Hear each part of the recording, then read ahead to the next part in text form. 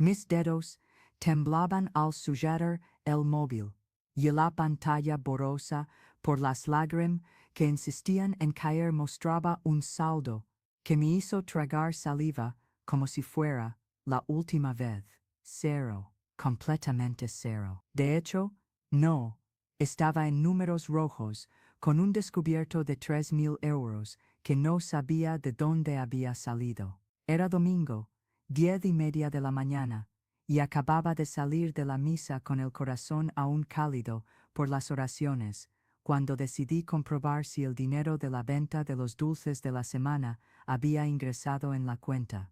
Lo que vi me hizo desplomarme allí mismo, en el aparcamiento de la iglesia, bajo la mirada curiosa de algunas hermanas que pasaban. «Ena, ¿estás bien?» La voz de la hermana María sonó distante, como si viniera de otro mundo.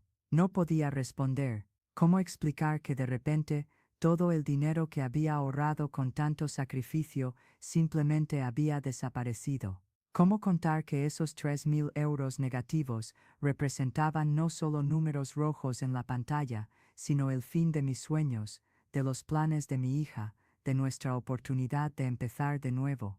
Caminé hacia el coche como un zombi, las piernas temblorosas, el pecho oprimido. En el asiento del conductor, con las manos aún temblorosas, llamé al banco. La operadora, con una voz mecánica e indiferente, confirmó lo que ya sabía: transferencias autorizadas en la madrugada, utilizando mi contraseña personal. Alguien había accedido a mi cuenta y se había llevado todo. ¿Pero quién? ¿Quién conocía mi contraseña además de? El pensamiento me golpeó como un puñetazo en el estómago. Cerré los ojos con fuerza, intentando alejar la sospecha que crecía en mi pecho como una mala hierba. No podía ser. No ellos, no mi propia familia, pero las piezas comenzaban a encajar con una precisión dolorosa. Mi contraseña, la fecha de nacimiento de mi hija Sofía, seguida de los 2 últimos dígitos de mi DNI, información que solo personas muy cercanas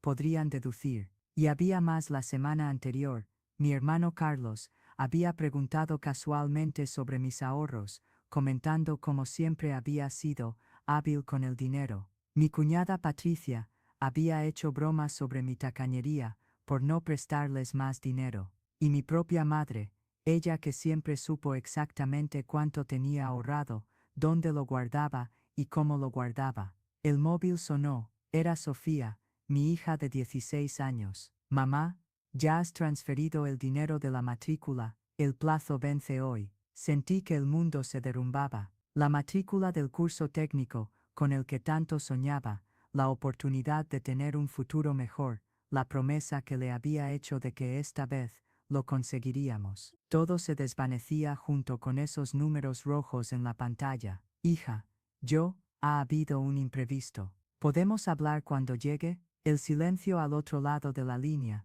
fue más doloroso que cualquier grito. Sofía lo sabía. Ella siempre supo que dependíamos de cada céntimo, que cada euro era el resultado de horas de trabajo, de sacrificio, de sueños pospuestos. Y ahora, una vez más, le estaba fallando. Conducía casa en piloto automático, la mente volviendo 3 años atrás, cuando todo comenzó a desmoronarse. Mi marido Ricardo se había marchado una mañana de jueves, dejando solo una nota sobre la mesa de la cocina: «No aguanto más esta vida. Cuida de Sofía. Intentaré ser feliz». Así de simple. 15 años de matrimonio, una hija adolescente, una casa con hipoteca, y él simplemente decidió que quería ser feliz en otro lugar, con otra persona. En ese momento, con Sofía llorando en mi regazo y las cuentas acumulándose sobre la mesa, podría haberme rendido. Podría haberme entregado a la desesperación,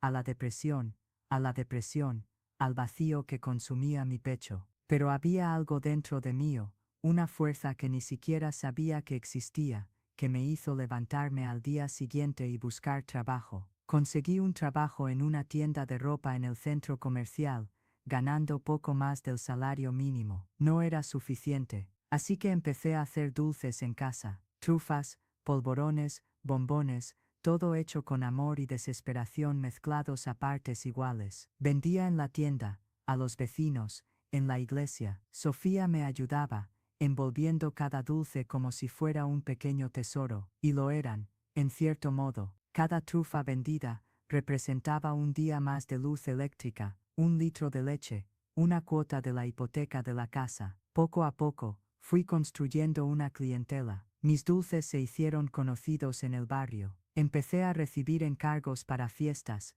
bodas, cumpleaños. El dinero, siempre contado céntimo a céntimo, empezó a sobrar un poquito. No mucho, nunca mucho, pero lo suficiente para soñar, para planear, para imaginar un futuro donde Sofía pudiera estudiar, donde pudiéramos tener una vida digna. Mi familia, inicialmente, demostró apoyo. Mi madre, doña Concepción, llegaba siempre con una sonrisa y palabras de ánimo. Qué orgullosa estoy de mi hija luchadora, decía, abrazándome fuerte. Mi hermano Carlos, más joven que yo, aparecía frecuentemente para echar una mano, cargando sacos de azúcar, ayudando con las compras. Patricia, su esposa, elogiaba mis dulces e incluso me recomendaba a algunos conocidos, pero con el tiempo, percibí cambios sutiles. Las visitas se hicieron más frecuentes siempre que había recibido algún pago mayor. Las conversaciones invariablemente derivaban hacia el tema del dinero. Carlos empezó a pedir préstamos pequeños,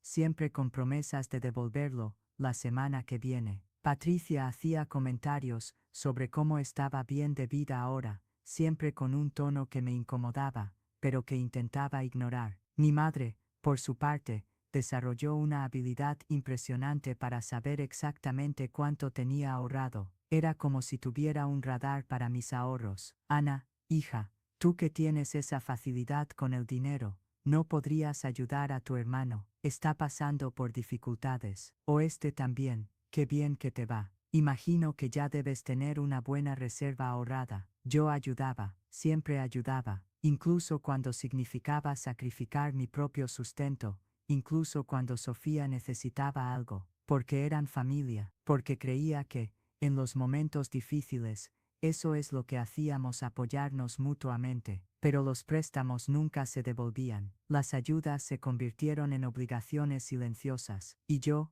en mi ingenuidad, seguía creyendo que estaba haciendo lo correcto, que estaba siendo una buena hija, una buena hermana, que si las situaciones se invirtieran, ellos harían lo mismo por mí. El último gran pedido había sido hace 2 meses. Carlos apareció en casa una noche, visiblemente nervioso, hablando de una oportunidad de negocio que no podía dejar pasar. Necesitaba 5.000 euros prestados. Es seguro, Ana, en 3 meses te lo devuelvo el doble. Patricia estaba con él, confirmando cada palabra, asegurando que era una oportunidad única. No tenía 5.000 euros, tenía 3.800, resultado de meses de trabajo arduo, de madrugadas haciendo dulces, de ahorros rigurosos en cada aspecto de nuestra vida. Era el dinero de la matrícula de Sofía, de nuestra reserva de emergencia, del futuro que tanto había luchado por construir. Ana, somos familia, insistió Carlos. Cuando estabas en el fondo del pozo, ¿quién te ayudó? Ahora es tu turno de corresponder. La culpa me carcomía por dentro. Era cierto que me habían apoyado emocionalmente después del divorcio. Era cierto que mi madre había cuidado de Sofía algunas veces cuando necesitaba trabajar. Pero también era cierto que cada euro de ese dinero representaba sudor, lágrimas, renuncia. Al final, presté 2.000 euros. Guardé el resto con una firmeza que incluso me sorprendió. Es lo que puedo hacer ahora, Carlos. Necesito una garantía de que lo vas a devolver. Él se irritó visiblemente, pero firmó un papel que yo misma redacté, comprometiéndose a devolver el dinero en 2 meses. Patricia puso los ojos en blanco, e hizo un comentario que simulaba ser una broma. Anda, Ana, qué formalidad. Somos familia. Los 2 meses pasaron. Cuando reclamé el dinero, Carlos dijo que el negocio no había salido como esperaba, pero que me pagaría en cuanto las cosas mejoraran. Patricia llegó a insinuar que estaba siendo interesada al reclamar, y ahora sentada en el coche frente a mi casa, mirando el saldo negativo en la cuenta, lo sabía. Sabía quién había hecho eso. La pregunta ya no era quién, sino cómo había sido tan ingenua. Entré en casa con pasos pesados. Sofía estaba en la sala, libros esparcidos sobre la mesa, estudiando para un examen. Levantó los ojos cuando me vio, e inmediatamente, su rostro cambió. Mi hija siempre ha tenido esa capacidad de leer mis emociones como si fueran palabras escritas en mi frente. Mamá, ¿qué ha pasado? No pude hablar, simplemente me derrumbé en el sofá a su lado, y dejé que las lágrimas fluyeran libremente. Sofía me abrazó, y en ese abrazo había toda la comprensión del mundo. Ella sabía que nuestros sueños habían sido nuevamente aplazados, que la vida nos había dado otro golpe bajo. Alguien robó nuestro dinero, logré susurrar entre sollozos. Todo el dinero que guardamos para tu matrícula. Sofía se quedó en silencio por un largo momento, procesando la información. Cuando finalmente habló, su voz estaba calma, más madura que sus 16 años. Vamos a estar bien, mamá, siempre lo estamos, pero yo sabía que esta vez era diferente. No se trataba solo de un revés financiero, era una traición profunda, una herida en el alma que dolía más que cualquier dificultad material. Era el descubrimiento de que las personas en quienes más confiaba me habían robado no solo el dinero, sino también la fe en la bondad humana. El teléfono sonó. Era mi madre. Ana, hija, puedes venir a casa. Necesito hablar contigo de algo importante. Había algo en su voz, un tono extraño que hizo que mi corazón se acelerara. Una parte de mí quería creer que había llamado para decirme que había descubierto quién había robado mi dinero, que estaba de mi lado, pero otra parte, una parte más sabia que prefería ignorar, sabía que no era eso. Voy para allá, mamá. La casa donde crecí quedaba a solo 10 minutos de la mía. Era un lugar que siempre representó seguridad, acogida, amor incondicional. Pero cuando estacioné delante y vi el coche de Carlos en el garaje, sentí un escalofrío en la barriga. Entré por la puerta de la cocina, como siempre hacía desde niña. Mi madre estaba sentada a la mesa, con una expresión que nunca antes había visto. Carlos y Patricia estaban en la sala, y pude oír sus voces bajas, como si estuvieran tramando algo. «Mamá». Ella levantó los ojos, y en ellos vi una mezcla confusa de culpa y desafío. «Ana, siéntate, necesitamos hablar». Me senté, con las manos heladas, el corazón latiendo tan fuerte que estaba segura de que ella podía oírlo. «Hija, sabes que tu hermano está pasando por dificultades. Su negocio no funcionó, le debe dinero a mucha gente peligrosa». Empecé a entender a dónde iba la conversación, pero no quería creerlo. Carlos me pidió ayuda, pero sabes que no tengo dinero. Entonces recordé que tú siempre has sido muy cuidadosa, siempre has guardado un dinerillo. Mamá, no hiciste lo que estoy pensando. Ana, escucha, pedí prestado el dinero de tu cuenta. No es robo, es un préstamo. Carlos te devolverá todo en cuanto pueda arreglarse. El mundo pareció detenerse. Mi propia madre, la mujer que me enseñó sobre honestidad, sobre carácter, sobre hacer lo correcto incluso cuando era difícil, estaba allí admitiendo que había invadido mi cuenta bancaria y robado mis ahorros. ¿Cómo conseguiste mi contraseña? Ella bajó la mirada, avergonzada. Yo prestaba atención cuando la tecleabas, y conociéndote sabía que sería algo relacionado con Sofía. Carlos apareció en la cocina en ese momento, con Patricia detrás de él. Había una arrogancia en su postura que me produjo náuseas. Ana, no hace falta que montes todo este drama. Es solo dinero, puedes volver a ahorrarlo. ¿Solo dinero? Mi voz salió más alta de lo que pretendía. Carlos, ese solo dinero representaba 2 años de mi vida. 2 años madrugando a las 4 de la mañana para hacer dulces, 2 años ahorrando hasta el último céntimo, 2 años soñando con el futuro de mi hija. Patricia cruzó los brazos y me miró con desdén. Mira qué dramática. Siempre supimos que eras egoísta, pero no imaginábamos hasta este punto. ¿Egoísta? Me levanté de la silla, sintiendo una rabia crecer dentro de mí como un volcán a punto de explotar. Yo que siempre os he ayudado, yo que os he prestado dinero que no tenía, yo que he trabajado como una loca para mantenerme en pie. Exacto. Carlos golpeó la mesa con la mano. Siempre has tenido esa manía de hacerte la pobrecita, la víctima. Ay, mi marido me dejó. Ay, tengo que criar a mi hija sola. Todo el mundo pasa por dificultades, Ana. La diferencia es que algunos de nosotros no nos lamentamos. Sus palabras me impactaron como puñaladas, cada sílaba cargada de veneno, de desprecio, de una crueldad que jamás imaginé que mi propio hermano fuera capaz. Y además, continuó Patricia, te pasas la vida quejándote de dinero, pero mira tu casa, tu coche, no estás tan mal. Miré a mi alrededor, buscando apoyo en la mirada de mi madre, pero ella estaba callada, evitando mi mirada, como si fuera cómplice silenciosa de aquella humillación. No entendéis, susurré, sintiendo que las lágrimas volvían. No entendéis lo que ha sido reconstruir mi vida desde cero. No entendéis lo que es renunciar a todo por una hija. No entendéis, lo que no entendemos, interrumpió Carlos, es tu mezquindad. La familia ayuda a la familia, Ana, y tú siempre has sido demasiado egoísta para entenderlo.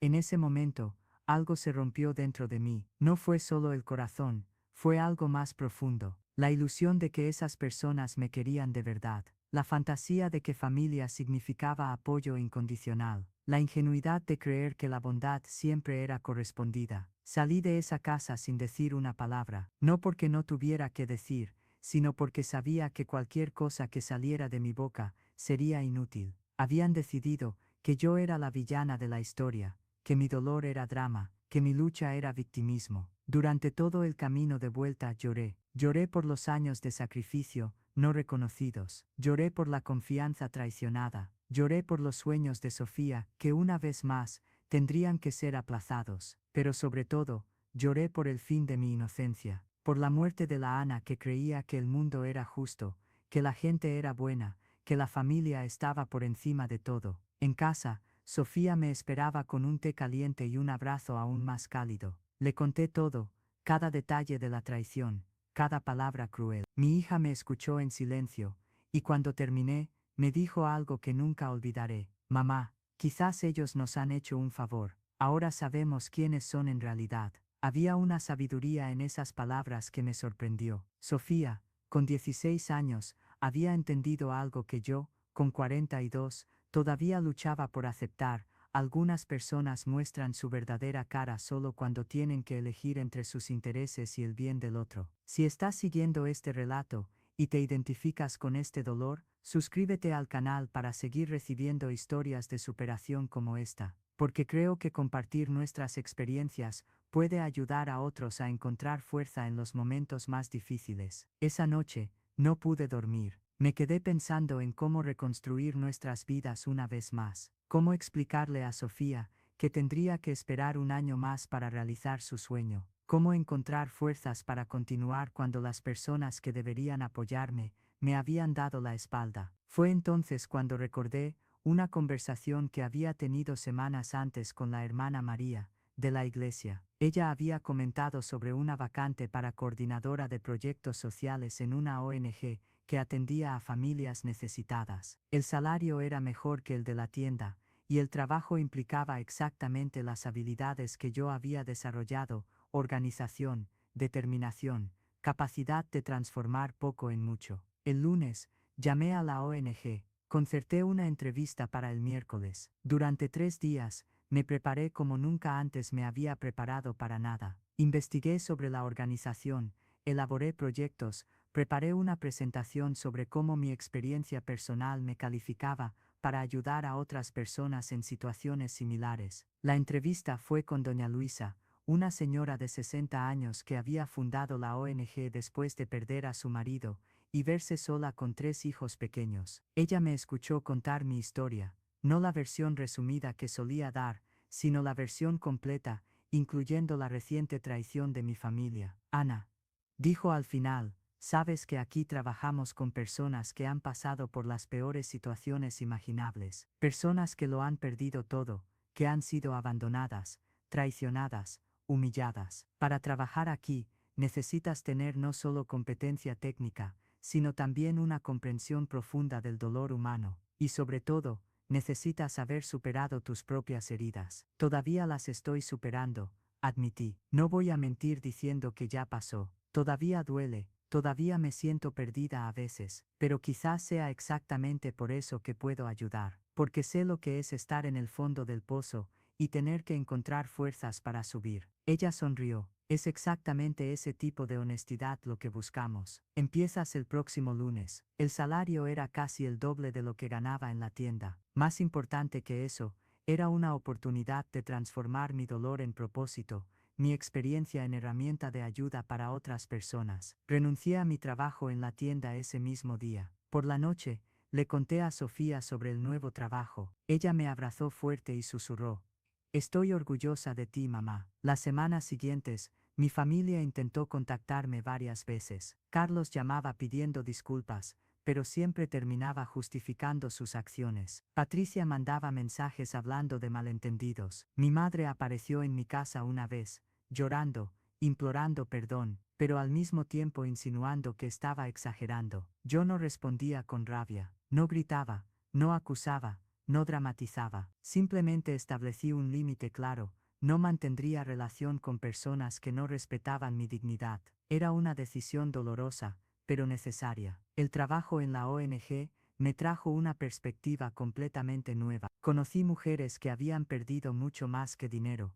que habían perdido hijos, casas, salud, esperanza, y vi cómo cada una de ellas encontraba una manera única de reponerse. Aprendí que la resiliencia no es una característica que algunos tienen y otros no. Es una habilidad que se desarrolla, una elección que se hace todos los días. 6 meses después del robo, estaba en una reunión de la ONG cuando mi teléfono sonó. Era un número desconocido. «Ana, soy el inspector Santos, de la Policía Nacional. Tenemos una situación que involucra a su familia». Se me heló la sangre. «¿Qué ha pasado?» «Carlos Oliveira, su hermano, ha sido detenido infraganti por estafa. Estaba estafando a ancianos, haciéndose pasar por empleado de banco. Hemos encontrado una lista de víctimas, y su nombre está en ella. Nos gustaría que viniera a declarar». Colgué el teléfono en shock. Carlos, estafando a ancianos, usando las mismas tácticas que había usado conmigo: explotar la confianza, manipular los sentimientos, robar dinero a quien menos podía perder. En la comisaría, supe que la detención había ocurrido gracias a una de las víctimas, una señora de 70 años que, a diferencia de otras, había sospechado y llamado a la policía. Carlos estaba siendo investigado desde hacía meses. El dinero que me había robado formaba parte de un esquema mucho mayor. «Doña Ana», dijo el inspector, «sabemos que es su hermano, pero necesitamos su declaración sobre el dinero que él retiró de su cuenta sin autorización. Esto ayudará a construir su perfil y a garantizar que sea debidamente castigado». Miré el papel que me entregó. El formulario de denuncia. En ese momento, tuve que tomar una decisión que definiría no solo el destino de Carlos, sino también el tipo de persona que yo elegía ser. Podría mentir, omitir, proteger a mi hermano incluso, después de todo lo que había hecho. Eso es lo que la vieja Ana haría: sacrificarse por los demás, incluso cuando no lo merecían. O podría decir la verdad, contar sobre el robo, sobre la manipulación, sobre los años de abuso emocional disfrazado de ayuda familiar. Podría elegir proteger a otras víctimas potenciales en lugar de proteger a mi agresor. «Inspector», dije, tomando el bolígrafo, «voy a contar todo lo que sé». Conté sobre el dinero robado, sobre las manipulaciones, sobre cómo había usado nuestra relación familiar para explotarme durante años. Cada palabra era una liberación, cada frase un paso hacia mi propia dignidad. Cuando salí de la comisaría, sentí algo que no sentía hacía mucho tiempo: paz. No alegría por el sufrimiento de Carlos, sino paz por haber hecho lo correcto, por haber elegido la justicia en lugar de la lealtad ciega, por haber protegido a otras personas en lugar de proteger mi propio confort emocional. Mi madre llamó esa noche. Estaba histérica, gritando que yo había destruido a la familia, que era una hija desnaturalizada por haber denunciado a su propio hermano. Escuché en silencio sus acusaciones, sus lágrimas, su ira. Cuando terminó, dije tranquilamente: «Madre, yo no he destruido la familia. Carlos la destruyó cuando eligió robarme. Tú la destruiste cuando elegiste ser cómplice de él. Yo solo he elegido no ser cómplice de ustedes». Y colgué. Un año después, estaba en una ceremonia de premiación de la ONG. Había desarrollado un proyecto de microcrédito para mujeres víctimas de violencia doméstica que se había convertido en referente en la ciudad. Sofía estaba a mi lado, hermosa con su uniforme del curso técnico que finalmente había conseguido hacer, con una beca que ella misma había conseguido. Durante el discurso de agradecimiento, miré a la audiencia y vi rostros conocidos. Familias que se habían reconstruido después de pérdidas devastadoras.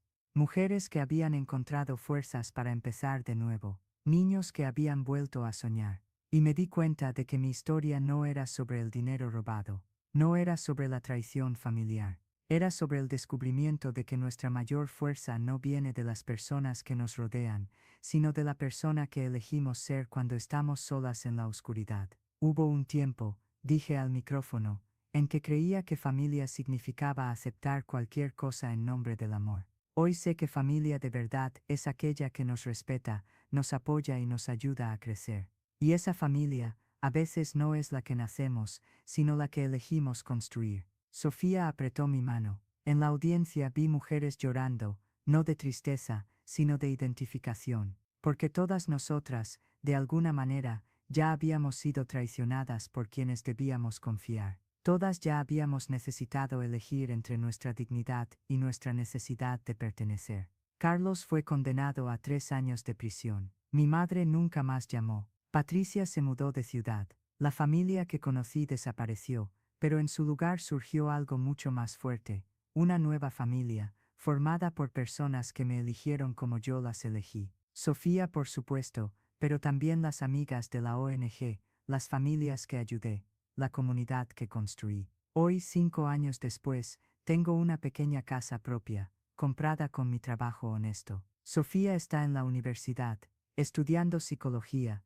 inspirada por nuestra jornada, y descubrí algo que cambió mi vida. El perdón no significa aceptar lo inaceptable, significa liberarse del peso de la raiva para poder seguir adelante. Perdoné a mi familia, no porque lo merecieran, sino porque yo merecía la paz. Perdoné, pero no olvidé. Perdoné, pero no volví. Porque el perdón y la confianza son cosas diferentes. Y porque a veces, amar a alguien significa mantener la distancia para proteger nuestra propia integridad. La lección más importante que aprendí fue que no somos responsables de las elecciones de los demás, pero sí somos totalmente responsables de las nuestras. Puedo elegir ser víctima o protagonista. Puedo elegir definirme por el dolor o por la superación. Puedo elegir cargar con el peso de las traiciones, o usar esa experiencia como trampolín para algo más grande. Elegí ser protagonista. Elegí la superación. Elegí transformar mi dolor en propósito y mi experiencia en herramienta de ayuda